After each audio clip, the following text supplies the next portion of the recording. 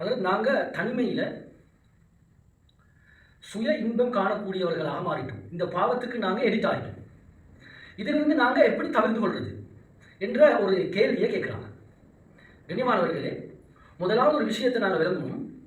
இதில் எப்படி தவிர்த்து கொள்வது என்று நாங்கள் யோசிக்கிறதை விடவும் அப்படின்னு யோசிக்கணும். ரெண்டாவது கட்டம், முதலாவது இந்த பாவத்துக்கு எதனால அஸ்பாபுகள், இதற்குண்டான காரணங்கள் என்ன, ஏன் நாங்கள் இந்த பாவத்துக்கு தனிமையில் சுயமாக தன்னுடைய ஆசையை பூர்த்தி செய்கிறதுக்கு நாங்கள் எரித்தாவதுக்கு உண்டான காரணங்கள் என்ன.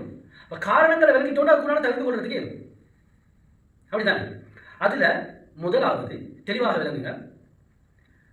சொல்லுவாங்க அத்தாரூப் பில் முஅஸ்ஸிராத் அல் ஹாரிஜியா, வெளியில இவன் எதையெல்லாம் பார்க்கிறானோ அவைகளுடைய தாக்கம் அவைகளில் இவன் அதிகமாக ஈடுபட்டதனால எதில் கூடுதலாக இவன் இருக்கிறானோ கட்டாயமாக அது அவனுடைய வாழ்க்கையில் தான்.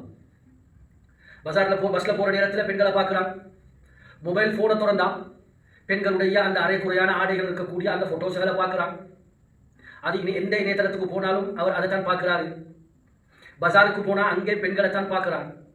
அல்லது போகக்கூடிய நேரத்தில் பஸ்ஸில் போனாலும் போஸ்டர்களோட்டு இருந்தால் பெண்களுடைய குறையான ஆடைகளுடைய அந்த ஃபோட்டோக்களோட்டு இருந்தால் அதை பார்க்குறான். இவைகள் தனக்குள்ளார என்ன செய்யும்டா, இவன் பார்வையை தாழ்த்தாம இவன் அதை தொடர்ந்து பார்க்கறதுனால இவனுக்குள்ளால இவைகள் தாக்கத்தை ஏற்படுத்தி சொல்லுவாங்க மார்க்க அறிஞர்கள், முதலாவது இவனுடைய வாழ்க்கையில தனிமையில ஆகிட்டாண்டா தனிமையில பாவம் செய்யக்கூடியவனாக மாறுவான். அதாவது சுய இன்பம், அல் இஸ்திம்னா உபில் எதுன்னு சொல்லுவாங்க, கையின் மூலமாக தானே தன்னுடைய ஆசையை பூர்த்தி செஞ்சு கொள்றது. கண்ணியமானவர்கள், பயங்கரமான பெரிய பாவம். பித்திஃபாக் அஹ்லுல் இல்ம், மார்க்க அறிஞர்களுடைய அதிகமானவர்களுடைய கருத்தின்படிக்கு இது கூடாது, ஹராம். இன்னைக்கு அதிகமான வாலிபர்களும் வாலிப பெண்களும் இதற்கு அதிகமாக எடிட்டாக இருக்கிறாங்க. இதற்கு அதிகமாக என்ன செஞ்சிருக்கிறாங்க, இந்த பாவங்களில் ஈடுபட்டு கொண்டிருக்கிறாங்க. முதலாவது காரணம் இதுதான், கண்டது எல்லாத்தையும் பார்க்கிறது. ரெண்டாவது சொல்லுவாங்க முஷாஹதாத் அல் அஃப்லாம் அல் இபாஹியா, அதாவது ஆபாச படங்களை, அதாவது செக்ஸ் படங்களை இவன் என்ன செய்யறான்னு சொன்னா பார்க்கறது. ஆபாச படங்களை இவன் பார்த்தாண்டா அதனுடைய கடைசி முடிவு என்னவாக இருக்கும், அது தனக்குள்ளால தாக்கத்தை ஏற்படுத்தி ஆசையை ஏற்படுத்தி இன்பத்தை ஏற்படுத்தி காலப்போக்கில் இவன் என்ன செய்வான், தன்னுடைய தேவையை தானே பூர்த்தி செய்யக்கூடியவனாக மாறுவான். மிக முக்கியமான ஒரு காரணம். ரெண்டாவது. மூன்றாவது காரணம் சொல்லுவாங்க அத்தஃப்கீரு தாஇ ஃபீ முமாரசத்தில் ஜின்ஸ். இந்த அதாவது ஒரு மனிதனுடைய வாழ்க்கையில எப்பயுமே அவருடைய சிந்தனை எப்படி இருக்கணும்டா, எப்படி இருக்கும்டா இவன்ட, அதாவது எப்பொழுதுமே இந்த செக்ஸ் வாழ்க்கையை பற்றிய சிந்தனையாகத்தான் இவனுடைய சிந்தனை இருக்கும். எப்பயுமே அதை பற்றி தான் யோசிச்சு கொண்டிருக்கிறார். எப்படியும் இந்த கணவன் மனைவி எப்படி சேருவாங்கன்றதை அப்படி யோசிச்சு கொண்டிருக்கிறார்.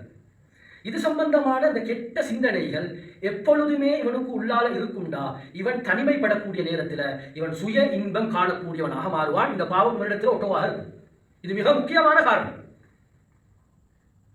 அது மூன்றாவது. நான்காவது எழுதுகிறாங்க மார்க்க அறிஞர்கள், இங்கே எல்லாரிடத்திலையும் இருக்கக்கூடிய ஒன்றுதான் அல் ஃபராக் சொல்லுவாங்க. அப்படின்னா இந்த வெத்தியாக இருக்கிறாருன்னா வேலை இல்லை, மொபைல் பெரிய ஃபோன் ஒன்று இருக்கு, ரீலோடு யாரோ போடுறாங்க, பெற்றோர் அல்லது கூட்டாளி மாதிரி போடுறாங்க, வேலை இல்லாமல் சும்மா திண்டு கொண்டு குடிச்சு கொண்டு படுத்துக்கொண்டு மொபைல் ஃபோன் கிட்டி கொண்டு இருக்கிறாங்க. வேலை இல்லாமல் இருக்கிறது ஒரு மனிதனை எப்பயுமே என்ன செய்யும், அது குறிப்பாக இந்த காலத்தில் எல்லா விதமான ஃபித்னாக்களும் என்னோட கையில் மொபைலில் என்னோட சேஃப்டில் இருக்கக்கூடிய இந்த காலத்தில் இப்போ இவன் தனிமையில் இருந்தாண்டா இதை பார்த்து போட்டு இவனிடத்தில் இந்த பாவம் தானாக ஊடுருவ ஆரம்பிக்கும். அதிகமான வாலிபர்களிடத்தில் வாலிப பெண்களிடத்தில் ஊடுருவறதுக்கு மிக முக்கியமான காரணம் வேலை இல்லாமல் இருக்கிறது, தொழில் இல்லாமல் இருக்கிறது. இது நாலாவது காரணம். அஞ்சாவது காரணம் சொல்லுவாங்க அல் புஅது அனி ஸௌஜா, மனைவியை விட்டு கணவன் தூரத்தில் இருக்கிறாரு அல்லது கணவனை விட்டு மனைவி தூரத்தில் இருக்கிறார். நீங்கள் நாட்டில் அதிகமாக பார்க்கலாம். அது பெண்கள் வெளிநாட்டில் இருப்பாங்க, கணவன் மாதிரி இங்கே வீட்டில் இருப்பாங்க, பிள்ளை குட்டிகளை வீடை பாதுகாத்துக் கொண்டு. அல்லது இதுக்கு நேர் மாற்றமாக இருக்கும், கணவன் மாதிரி வெளிநாட்டில் இருப்பாங்க, பெண்கள் இங்கே இருப்பாங்க. இப்போ ஆண்கள் பெண்களுக்கு இந்த ஆணுக்கும் கணவனுக்கும் மனைவிக்கும் மத்தியில் சரியான ஒரு கலப்பு இல்லாததுனால, உடம்பு ரீதியான இந்த தேவை பூர்த்தி ஆகாததுனால இப்போ தூரத்தில் இருக்கிறாங்க, பல காரணங்களை சொல்லி போட்டு இருக்கிறாங்க. இப்போ அவர்களிடத்தில் அங்கே அந்த வழக்கம் இருக்கும், இங்கே இவர்களிடத்தில் கட்டாயமாக இந்த சுய இன்பம் காணக்கூடிய வழக்கம் இருக்கும். இது மிக முக்கியமான காரணம். அப்போ விளக்கணும், ஒரு கணவன் மனைவிக்கு மத்தியில் எவ்வளவு காலம் பிரிஞ்சிருக்கலாம்? மார்க்க அறிஞர்களுடைய கருத்து 4 மாதம் அல்லது 6 மாதம். ஹஃப்ஸா ரலியல்லாஹு அன்ஹா அவர்களிடத்துல உமர் ரலியல்லாஹு அன்ஹு கேட்டாங்க, ஒரு கணவனை விட்டு மனைவி எவ்வளவு காலம் பிரிந்திருக்கலாம்? சொன்னாங்க 4 மாசம், இன்னொரு ரிவாயத்தில் 6 மாசம் வருது. உடனடியாக கடிதம் எழுதினாங்க. எந்தெந்த படைப்பட்டாளங்கள் படையில வைத்திருக்கிறாங்களோ ஆண்கள் 4 மாசம் அல்லது 6 மாசம் முடிஞ்ச உடனே அனைவரும் வீடு திரும்பிடும், அவனோட ஊருக்கு திரும்பிடும், வீட்டுக்கு திரும்பிடும்.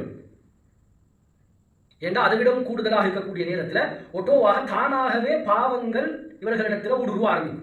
அதிலே குறிப்பாக இந்த சுய இன்பம் காணக்கூடிய பழக்கம் கட்டாயமாக உருவாகும். அது அப்படியே காலப்போக்கில் அது அப்படியே என்ன நடக்கும்டா, அது காலப்போக்கில் என்ன நடக்கும்டா, அது அப்படியே எடிட் ஆகி சொந்த மனைவி முன்னால இருந்தாலும் இந்த பாவத்தை செய்யாம அவர் கீக்கிறாங்க. அல்லாஹ் பாதுகாக்கும். அதுல முதலாவது காரணம் அது. அல்லது கணவன் மனைவி கிட்ட இருக்கிறாங்க, கிட்ட இருந்தாலும் 2 பேருக்கு மத்தியில இந்த அவர்களுக்கு மத்தியில தாம்பத்திய உறவு சரியாக நடக்கிறது இல்லை. பிரச்சனை அல்லது ஈகோ, அல்லது இவருடைய பேச்சை இவர் கேட்கறதில்ல, அல்லது இவர் பெண்ணுடைய பேச்சை கணவன் கேட்கறதில்ல, கணவனுடைய பேச்சை மனைவி கேட்கறது இல்லை. ஏதோ இந்த தாம்பத்திய உறவு சரியான முறையில நடக்காட்டியும் தெளிவாக விளங்குங்க, 2 பேரும் தனிமைப்படக்கூடிய நேரத்தில் இந்த சுய இன்பம் காணக்கூடிய பழக்கம் கட்டாயமாக நிச்சயமாக இருக்கும் வாழ்க்கையில். அப்ப இது மிக முக்கியமான 5 காரணங்கள் மார்க்க அறிஞர்கள் எடுத்திருக்கிறாங்க. இப்ப நீங்க கேட்கலாம், இது